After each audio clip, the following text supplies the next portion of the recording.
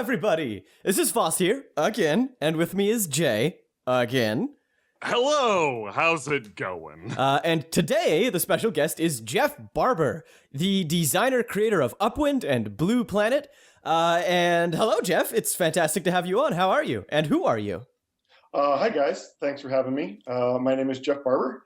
I operate Biohazard Games.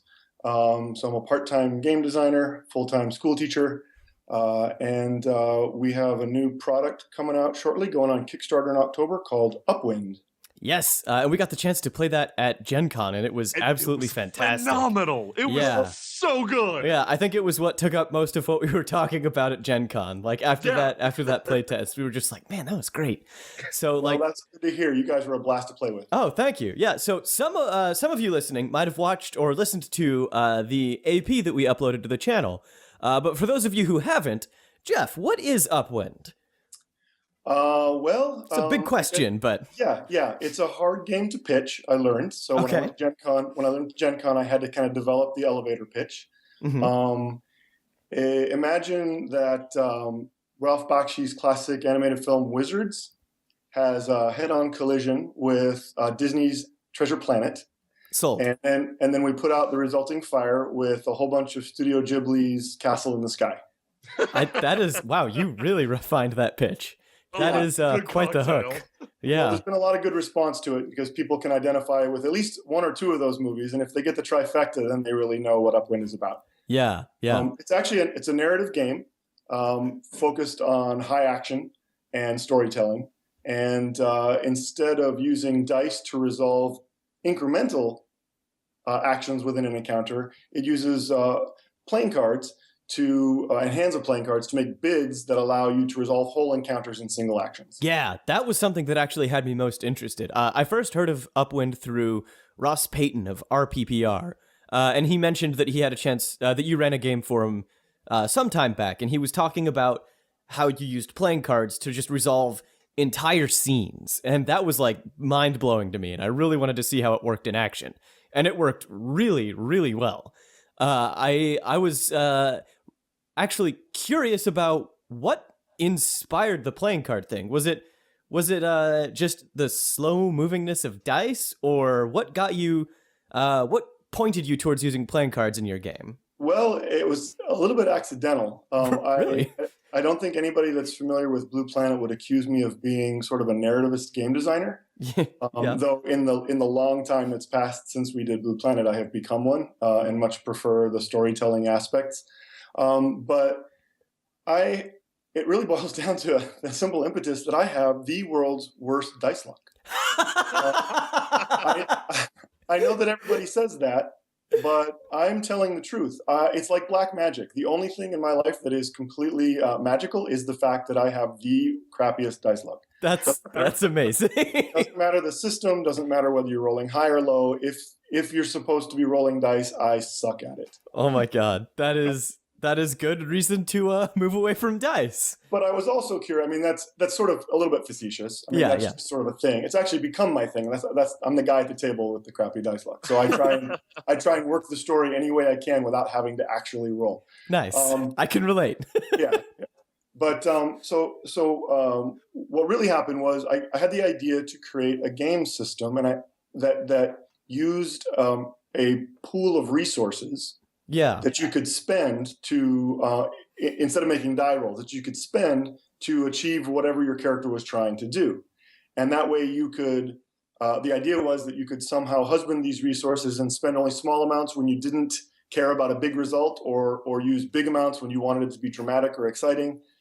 And, there was a whole bunch of different ideas about how to do that. One of them was make a bunch of dice rolls in advance, and then you get to pick and choose the die rolls that you use to accomplish a thing. Yeah. There were other things like, well, what if you just have a finite number of points that you start at based on the power level of your character, and things cost so much and you spend on them?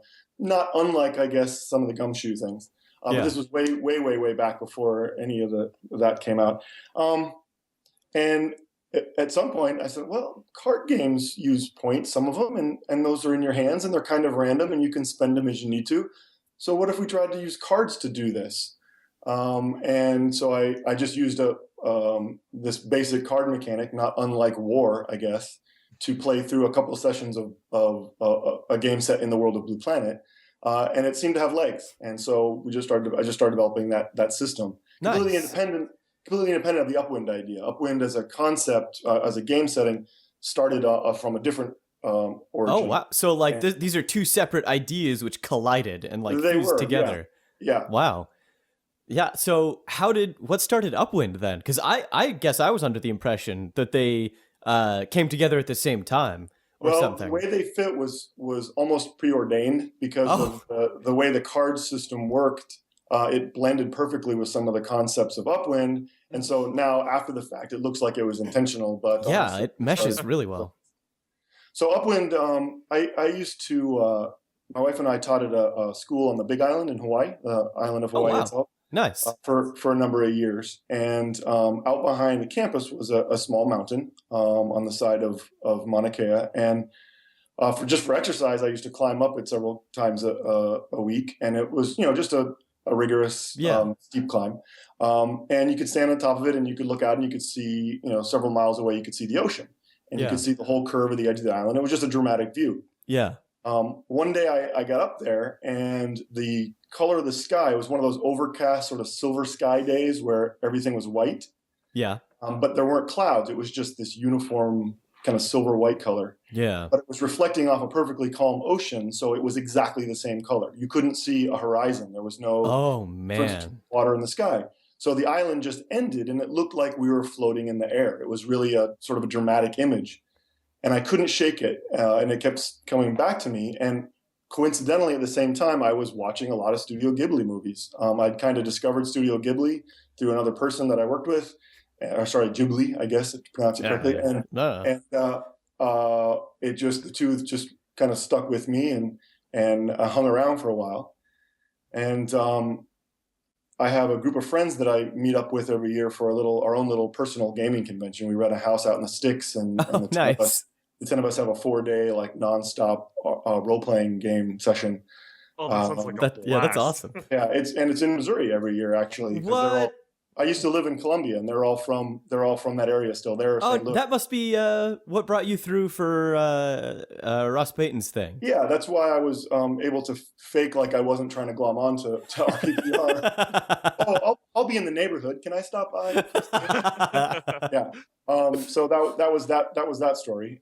But yeah, so we try to do different themes for that event, and one year it was everybody writes a new setting, and we run little one-shots in that setting, yeah. And that's where Upwind started, was like a 5,000-word treatment of Studio Ghibli floating islands in the sky kind of thing. Oh my gosh, those two go right, they're right at home with each other. Yeah.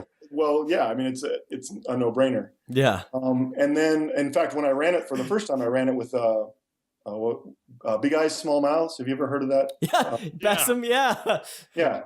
It's an a generic anime gaming system. And I thought, well, this is kind of an anime-themed game, so let's do it with Big Eyes, Small Mouths. And so it was okay.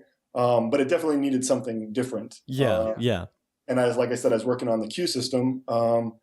And I thought, well, these could maybe go together. And I realized in the setting of Upwind, everyone has some level of preternatural power, supernatural power, magic, if you want to call it. You call it potential in the game. You guys probably remember that from the demo. Yeah. Of course. And they're mapped over the 4 cardinal coordinates, water, earth, air, fire. In Upwind, of course, there are arc and rain and ore and so forth. But once I realized that, well, there's 4 suits in a card deck, everything just started falling into place in marrying these two things. And so this synergy began, and as I began developing the relationship between the setting and the game system, more and more things just became apparent in how the cards could be used to evoke that setting, and it just became like some sort of supernatural match. Nice. And that's how it ended up. Man, yeah, I'm really astonished to hear that it like they didn't start as the same thing, just because of how well it fit together. Yeah, I was about to say, like, Upwind has a very strong style, and the way that the cards integrate feel extremely stylish. Like, And now, I mean, I guess I'm not I'm not being disingenuous, but the fact that they've been developing together now for several years, they've obviously colored each other, and Yeah. couldn't really pull them apart. Yeah, that's actually my next question. How long have you been working on Upwind? Well, that point on the mountaintop was probably 12 years ago. Oh, wow. And then it was one of those like, oh, so I got this little retreat with my friends. Let me write up this thing. And then I didn't do anything on it for a couple of years after that. And then someone's, had this idea for the mechanics. So I played with those and, then let it sit for a while. So really it was off and on for probably a decade. But I would say when that 2 years ago, when I decided to actually try and publish it, it was probably only sitting at about 12,000 words. That's, oh man. So in the last 2 years, it's grown to almost 100,000, and the majority of the effort, development, playtesting, has all been in the last year and a half, really. Yeah. How, in your opinion, how do you think the playtesting has gone so far? It's been great, but I'm a little troubled. I'll be honest, because I'm except for Ross and a couple of other people who've done some one shots. I haven't had someone pick up the final draft of the game and run it cold. Okay, so like no explanation from you or anything. Right. Okay. Played it with me and then run it. And there's people who, and like I said, Ross and I think the guys at Technical Difficulties picked it up. And to be honest, even they didn't have a chance to really learn the rules before giving it a shot. Yeah. So even the recordings they did, for which I'm really grateful, don't give me all of the insight that I would like to have before finalizing the rules. But so far, so good. Nice. Yeah. That being said, this might be an overextension, but if there's anyone listening, can they email you for a draft? Absolutely. Yeah. We did officially close playtesting in July, but if someone is really serious about getting us some good playtesting beta, I would be really psyched to have them involved. Awesome. Yeah. Well, you heard it, guys. If you got a good group for a playtest. Put them through the ringer. Drop them off a couple ships. That would be excellent. So, go ahead. Oh, please, no. You're the guy leading the questions. I insist. Right now. You go.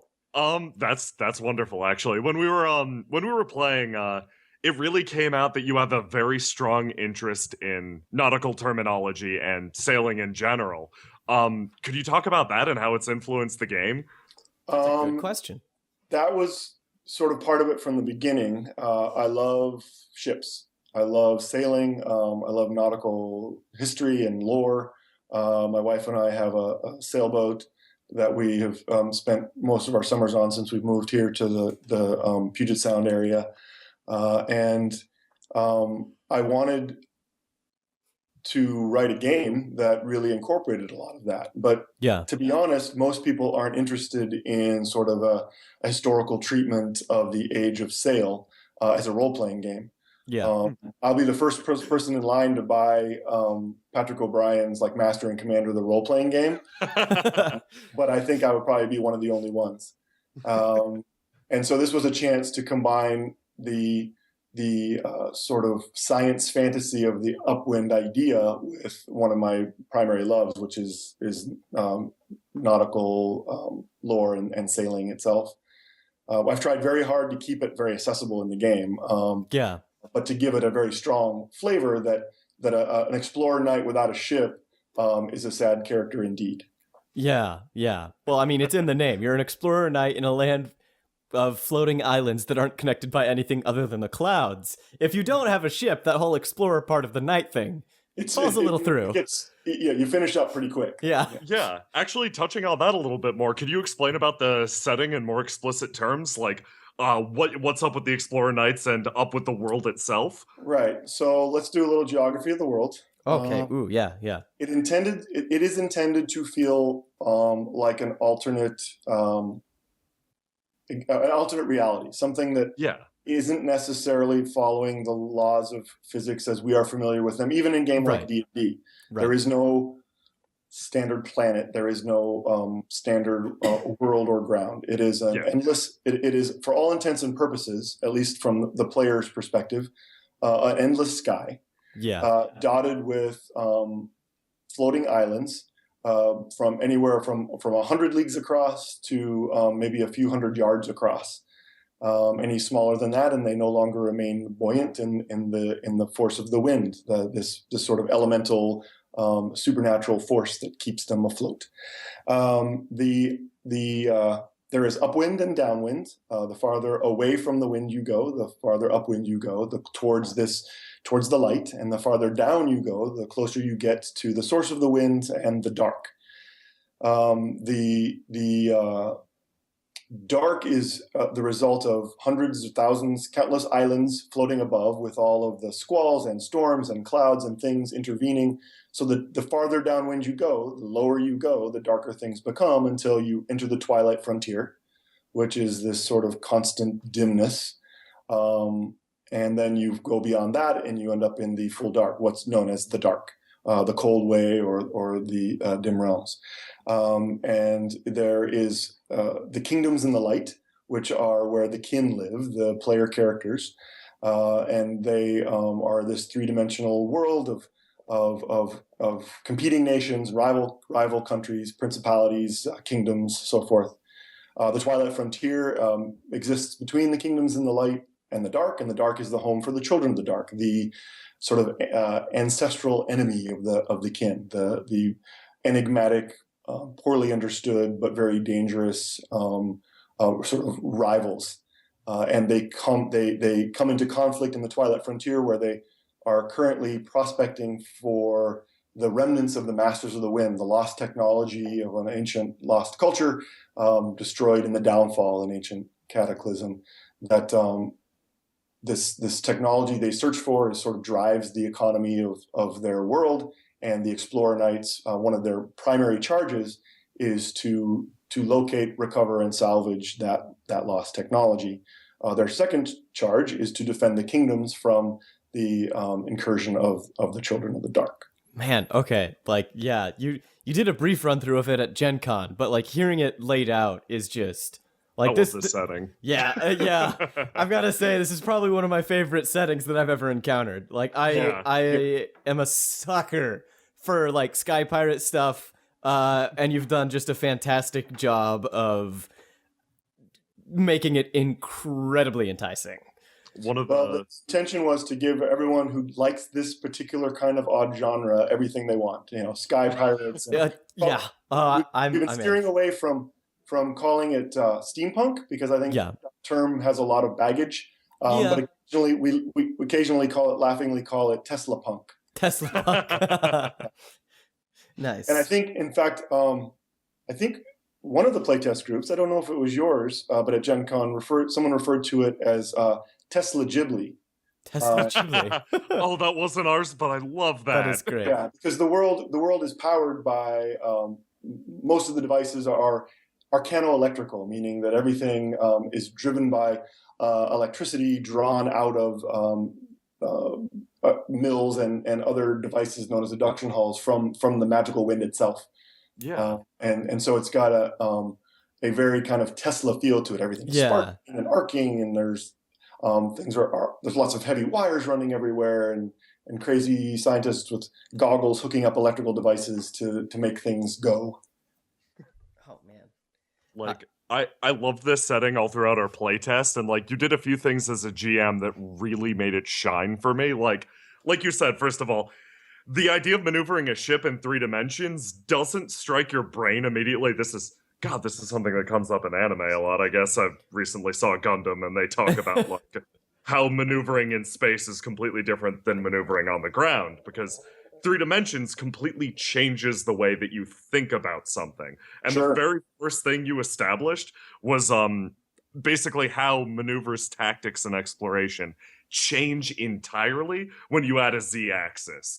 And like, as a player, that brought me in instantly, because that's you need to get used to something different, but it's something different that your mind has yet to wrestle with. Like, it's not a true suspension of disbelief like most fantasy settings. It's understanding what's already there, and that is so excellent. The other thing. Oh, sorry, you go, please. I was just saying, I'm glad you like it. Oh yeah. The other thing, I'm a sucker for exploration in games. Like my favorite game is Ryutama. It's mostly about traveling and exploration. And the second that our ship in the playtest traveled down closer to the Yeah. dark, you had a cool mechanical way of representing the actual shift in the world. Could you like tell us what you did for us? Yeah, well, it depends on knowing a little bit about the mechanics. Yeah, that's true. If I know what you're talking about, you're talking about the hand size increase. Yes. Yeah. So in the game, your character is represented. Its abilities are represented by the cards that you have in your hand, and obviously, the more cards you have, the more the stronger or more powerful you're able to be. The more successful you can be. The Yeah. equivalent of making higher rolls in a traditional game. But one of the mechanics of the game is when you are getting closer to the source of the wind, source of all of the potential magic that runs through the setting, your characters gain in their access to that power. And so your potential hand increases by a card when you enter the Twilight Frontier. And if you were to continue on in the dark, it would increase by 2 cards.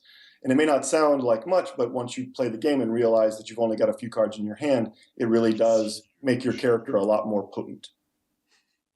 Oh, it's huge. Like, you feel the impact pretty much instantly. It's excellent. It gives the world real good definition.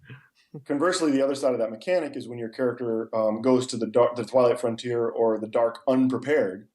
If they are in an ill-found ship, or if they do not have plenty of warm clothing or light sources or the right kind of food or other equipment, you actually take card penalties or can take card penalties from your play hand, so that you are less able. You're shivering, you're worn out, you're exhausted, you're hungry. That same mechanic is used also for being drunk, or if someone has drugged you or injured you. If you've taken a wound, you have a reduced card hand. So the number of cards in your hand is used to pretty elegantly kind of either give you benefits or give you penalties based on your condition. Nice. So I've actually got a question. You said your Kickstarter is launching in October? October 11th. Okay, Yep. Awesome. October 11th. Do you have any sort of plans as far as like expanding upon the world in I guess the core rule book on Kickstarter, or okay.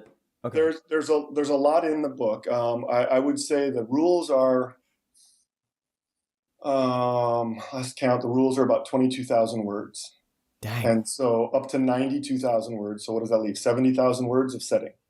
Oh wow. Nice. My favorite part of games has always been setting. If you're familiar with Blue Planet, the core book was the original first edition was 350 pages, and I think mechanics were about 90 of those. Oh man. So we're getting a book with the you're getting a rules. book. It's going to be a beautiful book. We're even talking about it's going to be hardcover. We're talking about embossing, for like limited edition embossed cover. It's going to be really beautiful. And it's going to have lots of setting in it. I really believe in giving people a game book that if that's all they have, they can play it for as long as they want. Nice. Without having to have other stuff.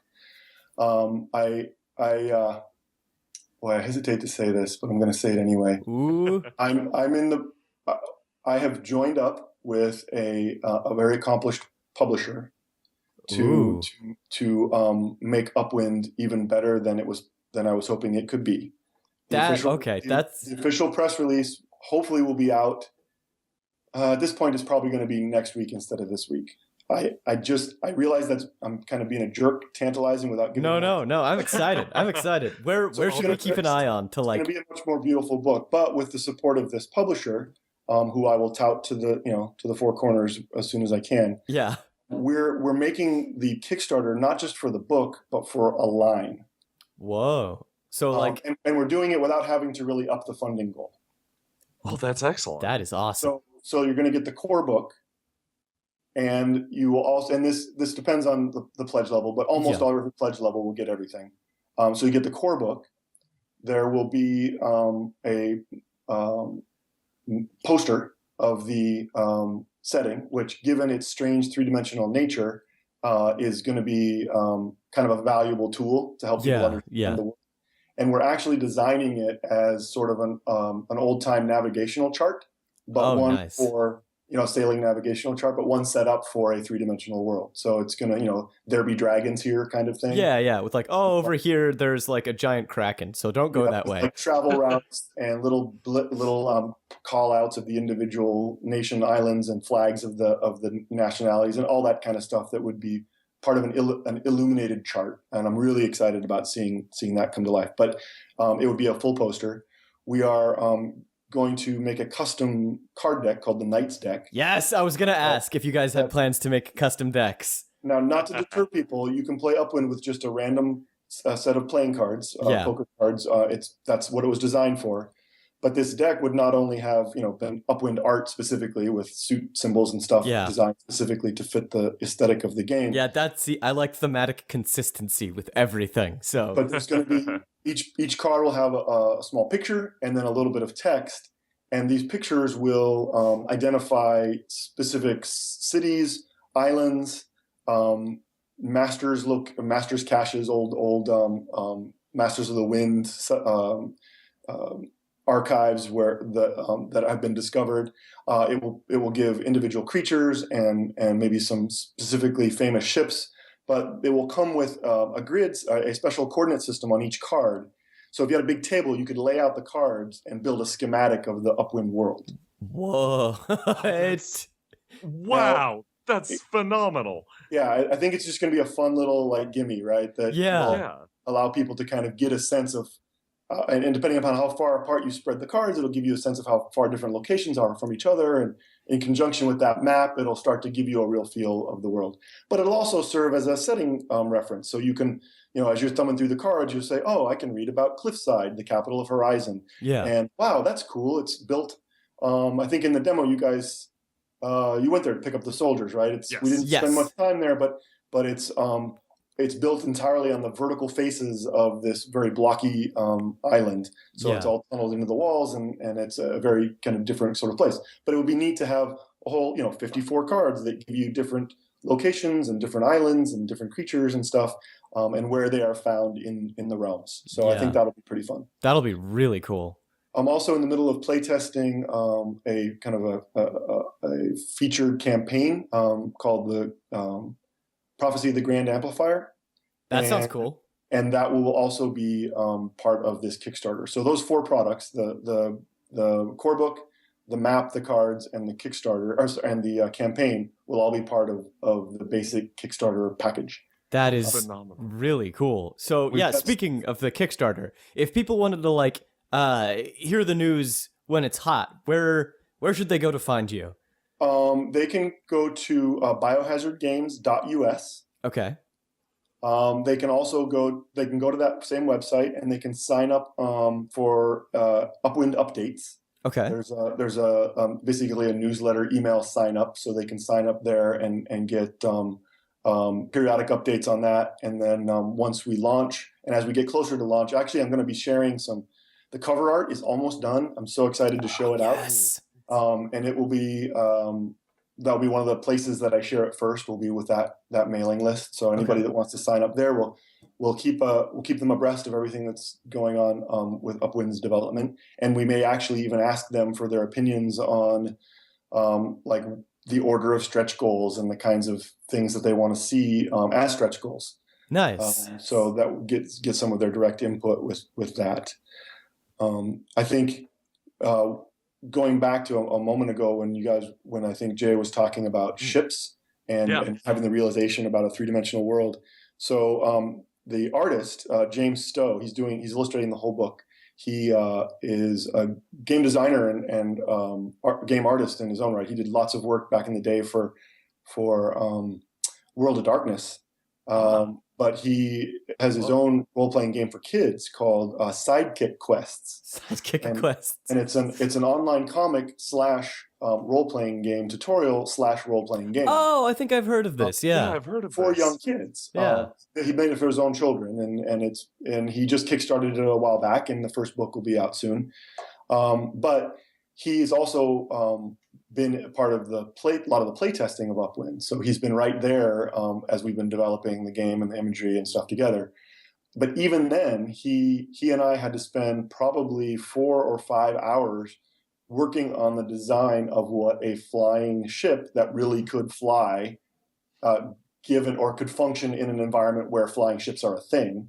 And so we've just sort of settled on that design for the cover, and I'm really excited to share it out because it looks awesome. Nice. Yeah, I'm super excited to see that. Oh my god, yeah. So, yeah, I think those are about all the questions I had. Did you have any more, Jay? No, that that hit everything I wanted and much, much more. Thank you. So I'm Well, super excited for the Kickstarter. Opportunity and the chance to talk with you guys. Yeah, thank you so much for coming on, Jeff. Thank you for coming along. For everybody in the audience, you can get more Upwind updates at biohazardgames.us. Link will be in the description. Yes. And maybe keep an eye on this channel for stuff happening closer to the Kickstarter date. Oh yeah, keep an eye out. Ooh, I'm curious now. Bye, everybody. Farewell. Thanks, guys.